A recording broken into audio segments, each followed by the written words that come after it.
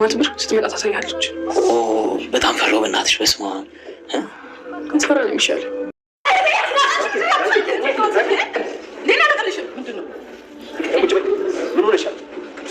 ምንድነው? ራኬብ ተረጋጊ እንጂ አስፈራራትም ደርሰሻል እንዴ? እንዴ ጋሼ መቼ የሰራሁትን ጀብድ ገና ነገርኩት። ደግሞ ምን አረግሽ? ብታዩ ባለፈው በእንትን ጋቢ ለብሳ እኮ ያስደነገጠቻትን ነው የምትለው። አባ እሱን አለን የሚፈልገው ልክ ልክም ዛል ሲላል ወረቀቷ የት እንዳለ ለስፒድ መፍከር ትነግረዋለች። ያሉም ጠብቀው እኔ እንጃ አልመሰለኝ። ይሄው ልምራለን። አንተ ዝም ብለህ ነው የምደነበረው። እምቢ ካለ በቃ ሳሩን አለብሻለሁ። እዛ ደግቤ የሰኒ እህት ራኬብ ጽዮንን እንቅ በማድረግ አምጪ እህቴን የት ነው ያደረግሻት በማለት እንግዲህ ጋሼ ፊትና ማለትም ናሁም አባት ፊት እንዲሁም ደግሞ ቅዱስ ፊት ጉሮሯን በማነቅ እህቴን ውለጃት እያለች ትገኛለች። በሌላ በኩል ደግሞ ስፒድ ስልክ ሲያወራ ለትንሽ ሊያዝ ነበረ። ነገር ግን እሷ ስትመጣ ስልኩን በመዝጋቱ ወሬው እንዲቋጭ አድርጎታል። በሌላ በኩል ደግሞ ቲና ናት። ቲና ለጽናት አባት ከብቶቹ እንደጠፉ እንዴት አድርጋ እንዳስወጣቻቸው ልትናገር ካፏ ላይ እንግዲህ ጽናት መልሰዋለች። ሰላም ጤና ይስጥልኝ ውድና የተከበራችሁ ተመልካቾች እንዴት አላችሁ? እግዚአብሔር ይመስገን እኔ በጣም ደህና ነኝ። በያላችሁበት ሰላማችሁ ይብዛ እያልኩ የዚህ ቻናል አዲስ ከሆናችሁ ሰብስክራይብ፣ ላይክ፣ ሼር እያደረጋችሁ አበረታቱኝ። እንዲሁም ሀሳብ አስተያየታችሁን በኮሜንት አስቀምጡልኝ። ዛሬ ደግሞ ጽናት ድራማ 170 ይዤላችሁ መጥቻለሁ። እስከ ቪዲዮ ፍጻሜ ድረስ አብራችሁ ይቆዩ። እንግዲህ የሰኒ እህት ሰኒን ሰርፕራይዝ ለማድረግ ከውጭ ብትመጣም ነገር ግን ሰኒ መታገቷን ሁላችንም የምናውቀው ነው። ወደ እነ ናሁም ቤት በመሄድ ጽዮንን እየፈለገች ነበረ። ጽዮን ግን ስለ ሰኒ መታገት አንድ የምታውቀውን ነገር የለም። የሰኒም እህት ራኬብ ወደ ናሁም ቤት በመሄድ እንግዲህ ፈልጋት ነበረ። ናሁም ግን ሰኒን ያው አግኝቷት ስለነበረ ምንም እንደማታውቅ ትነግራታለች። ቅዱስ ከናሁም አባት ጋር በመመካከር እንፈልግሻለሁ በማለት እንግዲህ የናሁም አባት ወደ ውጭ ይዟት ይወጣል። ቅዱስም ራኬብን ይዞ ይመጣል። ራኬብ ግን ልክ እንደደረሰች ቦርሳዋን በማስቀመጥ ጸጉሯን በማስተካከል ጉሮሯን አንቃ ነበረ እህቴን የት ነው ያደረግሽው በማለት ያነቀቻት። ነገር ግን እህቷን ልታገኛት አልቻለችም። ሰኒ ምንም የምታውቀው ነገር ስለሌለ ማለት ነው። ቅዱስም ይህንን በማድረጓ ውጪ ከወጡ በኋላ ቢያንስ እኔም ባታከብሪኝ እንዴት የናሁምን አባት ጋሽን አታከብሪም? እንዴት እንደዚህ ታደርጊያለሽ? በማለት ነበረ የተቆጣት። እህቴን ከፈለገችበት ታምጣ ታደረገችበት ሰኒ ጠፍታ እኔ ሰላም አልሆንም፣ ስለዚህ አልለቅም፣ ማንኛቸውንም ቢሆን ወደኋላ አልልም በማለት እንግዲህ የሰኒ እህት ተበሳጭታ ትገኛለች። ሰኒም እንግዲህ እዛው ባለችበት ትገኛለች። እባክህን ልቀቀኝ፣ ሽንቴ ልሽና በማለት ብዙ ምክንያቶችን ብትፈጥርም ነገር ግን ሊያስወጣት አልቻለም። አንድ ጊዜ ልታመልጠው ስለነበረ አሁን ላይ ግን ኃይለኛ ጥንቃቄ እያደረገባት ይገኛል። እሷ ግን በቻለችው አቅም ለማምለጥ እየሞከረች ነው። ስፒድም እንግዲህ መጥቶ ነበረ። አንተ ተመልሰህ መወለድ አለብህ፣ ወንድ ለመሆን ወንድ አይደለህም በማለት ትነግረዋለች። እንዲሁም በዚህ በጣም ተበሳጭቶ በጥፊ መቷት። ጭራሽ ጉሮሯን እስከ ማነቅ ደርሶ ነበር። ታስራ ጉሮሯን አንቆ ሊገላት ነበር። ነገር ግን ያኛው ጥበቃው ስላለ እሱ አድኗታል። ሰኒም እንግዲህ እህቷ እንደመጣች ሰምታለች። እህቴ ታገኘች ግን አትለቅህም፣ በኋላ ታያታለህ በማለት ነበረ ለጓደኛው እየነገረችው። ግን አንተ ስራም የለህ እኔን ጥበቃ ዘበኝነት አይከብድህም ወይ በማለት ነበረ እየተናገረችው። ስፒድ እየወሰሽበት ነገር እጅግ በጣም አስፈላጊው ነገር ነው። ስለዚህ ከሱ ጋር አትሳፈጪ፣ ምንም መልስ አትመልሽበት፣ እንደዚህ እንኳ ታስረሽ ታፍነሽ እያለ እንዴት ምላሴ ዝም አይልም በማለት ነበር የተናገራት። እሷ ግን ወንድ ከሆናችሁ ለምን አትፈቱኝም እያለች ትገኛለች። ብቻ አንድ ጊዜ ከዚህ ልውጣ እንጂ አሳያችኋለሁ በማለት ነው እንግዲህ የዛተችው። ሰኒም መቼም ያን ነገር አያገኘውም፣ መቼም አልሰጠውም፣ ደግሞም ተመልሶ እዛው ጎዳና ላይ ነው የሚወርቀው። ብቻ አንዴ ከዚህ ቤት ልውጣ እያለች ትገኛለች። እንግዲህ ሰኒ ምን ልታደርግ ትችላለች? አብረን የምናየው ነው የሚሆነው። በሌላ በኩል ደግሞ ጽናት ናት። የጽናት አባት ታመዋል። ለምንድን ነው ቆይ አባዬ ለምን ሐኪም ቤት አንሄድም እያለች ትገኛለች። እሳቸው ግን ሊሄዱ ፈቃደኛ አልሆኑም።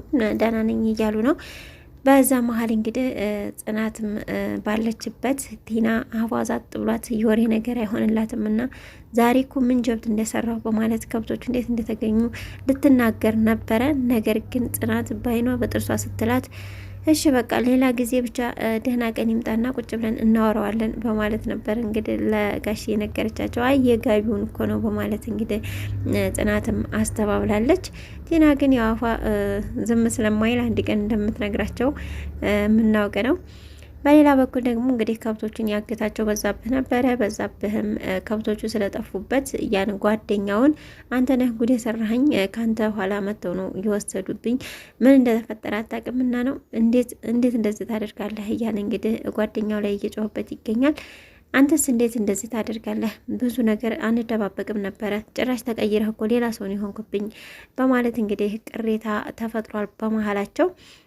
ጽናትን ብርቄን በማግኘት ልታወራ ትፈልጋ ነበረ። ብርቄ ግን ምን ታወሪኛለሽ አንቺ ከኔ የሰማሽውን ለሌላ ሰው ተመንገር ውጪ ምን ትጠቅሚኛለሽ በማለት ነበር የተናገረችው።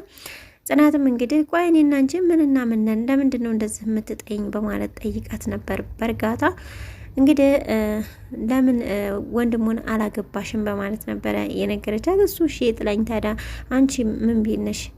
አንቺም እኮ የምትኖሪበትን አያለሁኝ በስጋትና ደስተኛ ሳትሆኝ ነው እየኖርሽ ያለሽው። ስለዚህ ለምንድን ነው ይሄን ህይወት እንዲኖር የፈለግሽው ትላታለች ጽናትም።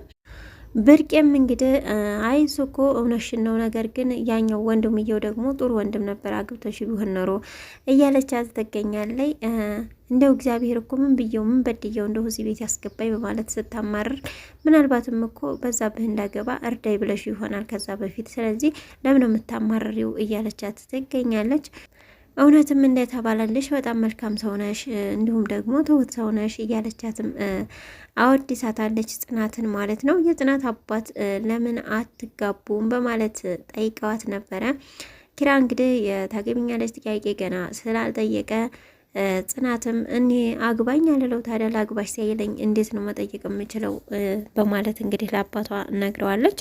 አባቷም ለምንድን ነው በህይወት የምትቀልጂው? አድገሻል አሁን፣ ስለዚህ አግቢና እኔም ወግ ማድረግ ልይ ከመሞቴ በፊት እያሉ ይገኛሉ።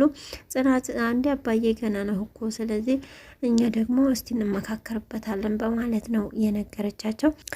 ስፒድ እንግዲህ ወደ ቤት በመመለስ ለጓደኛው ስልክ ደውሎ ነበረ። ስልክ እንደደወለም እንግዲህ እንዴት ናት ምን ሆናለች እያለ ስለ ሰኒ እያጣራ ባለበት ሰዓት የኪራ እህት ኪያ ማለት ነው እያዳመጠችው ነበረ። ነገር ግን ልክ እሷ ስትመጣ ወደ ኩሽና እሱ ስልኩን ይዘጋዋል። ለምን ዘጋኸው ብላ ጠይቀውም ነበረ።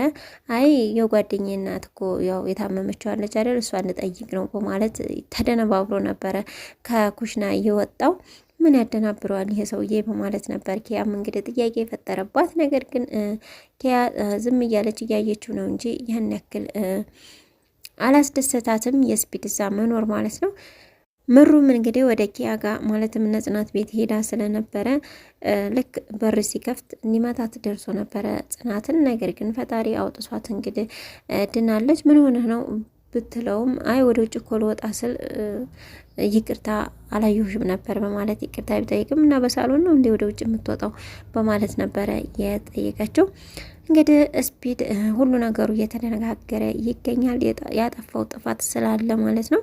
እስቲ ይሳካለት ይሆን ወይስ ሳይሳካለት ይሆን? ወይስ ሰኒ ከዛ ቤት ወጣ በሰላም ወረቀቱ ውስጥ ምን እንዳለ ይታይ ይሆን? አብረን የምናየው ነው የሚሆነው። ናሁምም ወደ እናቱ ቤት ሄዶ ነበረ። በዛም በሄዱበት ሰዓት እንግዲህ ጽዮንን ለምን ትናገሩብኛላችሁ በማለት የናሁም እናት እየተናገረች ትገኛለች። ምን ተጠየቀች እንጂ ምን ተቆጣናትና ነው እንደዚህ የምትየው እያለም ይገኛል ናሁም።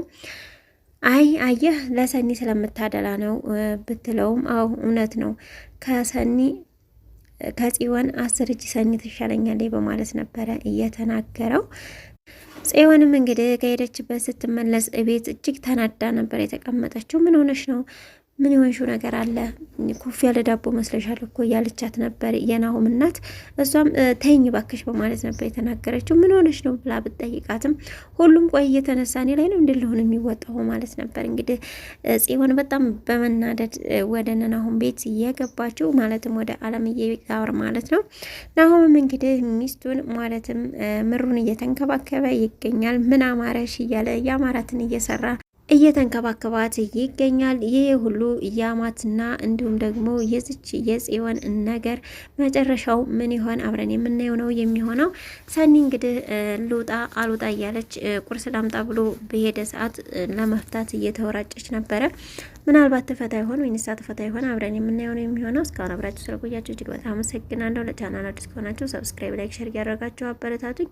በያላችሁበት መልካም ጊዜ እያልኩኝ ሰላም ለሀገራችን፣ ሰላም ለሕዝባችን።